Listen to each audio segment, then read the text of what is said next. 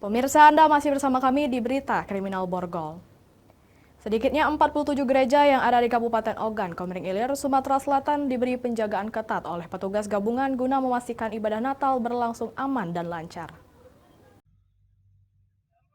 Perayaan Natal di Kabupaten Ogan, Komering Ilir, Sumatera Selatan dipastikan aman dan lancar karena petugas gabungan baik dari TNI, Polri, Satpol PP, Dishub, dan Dinkes telah diterjunkan untuk pengamanan perayaan ibadah umat Kristiani. Di mana ada 47 gereja yang tersebar di Kabupaten Okis, semuanya dijaga ketat dan dalam pengawasan pengamanan polisi. Bahkan bagi daerah yang dianggap rawan diberikan pengamanan ekstra dengan penambahan personil. Setiap gereja yang ada disiagakan personil selama ibadah berlangsung hingga selesai. Dengan demikian diharapkan pengamanan yang diberikan semaksimal mungkin dengan menerjunkan 250 personil gabungan.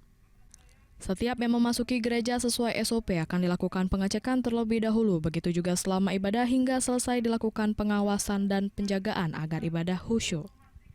Ya, kami berdasarkan Kirka Intel, ada beberapa kerawanan, kami perkuat di pasukan di sana. Patroli tetap kita tingkatkan, kami ingin memberikan kenyamanan pada masyarakat. Polres Oki juga mensiagakan 5 pos PAM pada Natal dan Tahun Baru agar para pemudik yang ingin merayakan Nataru bisa aman dan nyaman. Dari Ogan, Komering Ilir, Fitriadi, iNews melaporkan.